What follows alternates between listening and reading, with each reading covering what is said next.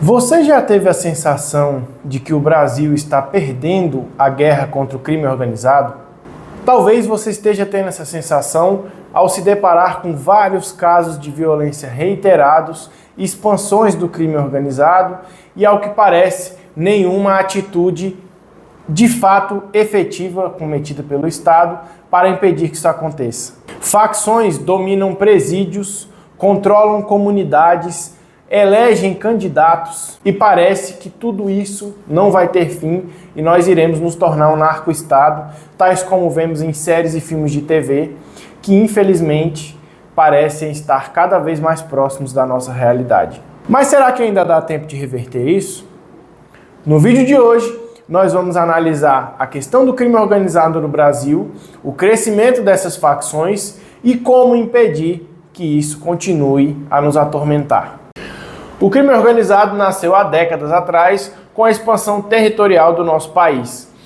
Com a concentração em grandes espaços urbanos do número de pessoas, naturalmente foram se criando regiões ao redor dessas concentrações urbanas, onde pessoas mais pobres não teriam condições de estar adquirindo aqueles espaços, principalmente por conta do ponto de vista financeiro. E aí foram se criando periferias ao redor desses espaços centrais, onde pessoas que queriam trabalhar nas centrais teriam que morar para conseguir se locomover até lá. Com isso, vários desses espaços foram criados de uma forma irregular, sem seguir padrões urbanísticos ou seguir normas de loteamento que o Brasil tem até hoje, inclusive. E esses lugares foram cada vez mais expandidos, gerando espaços em que o Estado não conseguiu se fazer presente.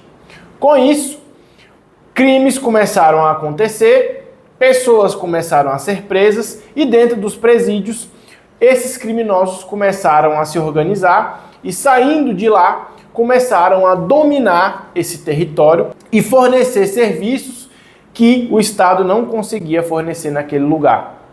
Hoje, com o passar de todo o tempo, existem áreas completamente dominadas pelo PCC e pelo Comando Vermelho, e áreas, inclusive, dominadas por milícias. Esses territórios, o Estado não entra, ou se entrar por meio de acordo com alguma das lideranças desse crime, o faz seguindo as normas locais do crime. Um caso muito conhecido que aconteceu foi de uma ministra de Estado que entrou dentro de uma favela dominada pelo crime organizado e não utilizou o capacete. Sabemos pela legislação brasileira, o Código de Trânsito exige que se use capacete ao andar de moto. Essa ministra ela não usou o capacete como determina a lei brasileira. Ou seja, nesse território tem a lei própria, funciona de fato como um estado paralelo, onde o próprio Estado brasileiro tem menos autoridade do que o estado do crime. Pela ausência de Estado nessas localidades, o crime conseguiu se ramificar e foi cada vez mais se profissionalizando, formando bacharéis em direito, que se formaram juízes, advogados, elegendo deputados, vereadores, para cada vez exercer a influência política e tornar cada vez mais legal aquele Estado paralelo que se criou ali. Com isso, foram várias as pessoas dominadas por esses argumentos para defender direitos de presos, direitos de criminosos, com penas mais brandas, com cada vez menos punição para aqueles envolvidos em determinados crimes. Um caso recente foi o caso da aliança entre o PCC e o Comando Vermelho para a criação de um documentário na Netflix. O documentário se chama O Grito e teve participação de ex-ministros de Estado e do Oruan, já mencionado em vídeo anterior, um trapper famoso no Brasil, que é conhecido por, além de ser trapper, ser filho de Marcinho VP, um dos principais líderes do Comando Vermelho. Esse documentário ele busca mostrar o tratamento supostamente desumano a todos os presos daqueles presídios e como o Brasil trata mal esses presidiários.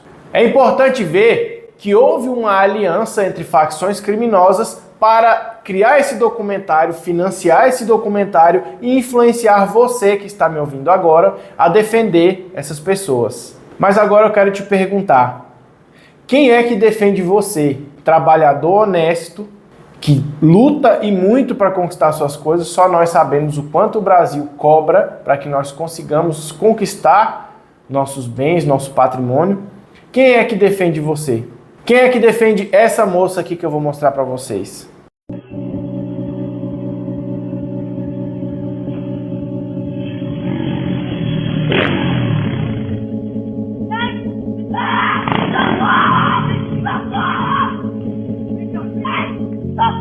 Por favor, moço, eu não tenho muito por isso.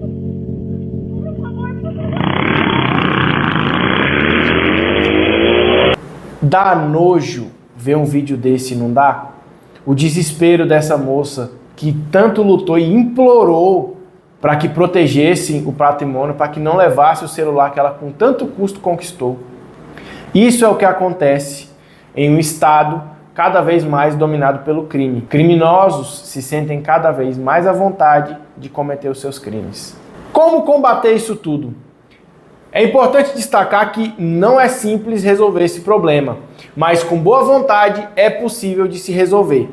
Temos o caso recente de El Salvador, hoje presidido pelo presidente Nayib Bukele, que já foi um estado que era efetivamente reconhecido como narco-estado, ou seja, era um território dominado pelo crime, pelo tráfico, por organizações criminosas. Lá, ele construiu o SECOT, que é um sistema penitenciário muito rígido para prender todos aqueles faccionados, todos aqueles envolvidos com facções. Foram criadas normas, inclusive temporárias, com o aval do Congresso, ou seja, é uma norma democrática para relativizar os direitos daqueles presos, principalmente porque eram vinculados ao crime organizado, eram vinculados ao tráfico. E é isso que precisamos fazer aqui no Brasil, mudar as nossas leis para combater de forma eficiente o crime organizado. Nós precisamos entender que estamos em guerra com o crime organizado. E é preciso declarar essa guerra abertamente. Porque um dos lados sabe que está em guerra, se arma como se estivesse em guerra, se prepara e se articula politicamente como se estivesse em guerra. Por que só um dos lados faz isso?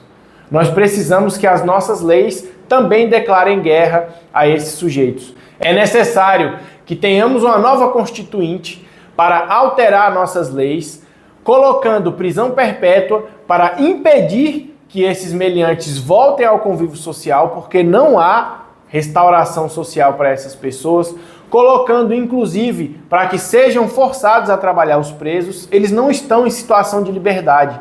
Não existem direitos que esses presos têm de deixar de escolher trabalhar. Porque se você bater num carro de alguém no trânsito no dia a dia, você, cidadão de bem, vai ter que ressarcir aquele prejuízo, não é mesmo? Agora, se um criminoso furta um carro para cometer crimes, ele não é condenado a reparar isso. Ou até pode ser, mas quem é que vai executar um cara vinculado ao crime organizado? Portanto, é importante que trabalhem sim, que essas novas leis prevejam isso, que prevejam inclusive pena de morte. Porque um criminoso desse, que reiteradamente matou várias pessoas, não vai ser ressocializado. Gostemos disso ou não. Além disso, é importante combater a lavagem de dinheiro, atacar o bolso dessas instituições por meio do COAF e de legislações eficientes para poder combater esses crimes e buscar esses valores. É importante relativizar certos direitos que nós, principalmente advogados, defendemos muito, principalmente por conta da herança da ditadura que tivemos aqui no Brasil. Várias das nossas leis da Constituição foram criadas como um remédio para os atos ditatoriais. Só que isso hoje gerou um país excessivamente leniente com o crime. E nós não podemos mais admitir isso. Olha a realidade que vivemos hoje no país. Vários são os locais brasileiros que são governados pelo crime organizado. E nós não podemos permitir mais isso. Mas me diga você, o que você acha da expansão do crime organizado e da modificação das nossas leis para que punam esses criminosos de fato? Deixe seus comentários aqui sobre a sua opinião, não se esqueça de se inscrever no canal da Tavênia e deixar o seu like. Um forte abraço, até a próxima!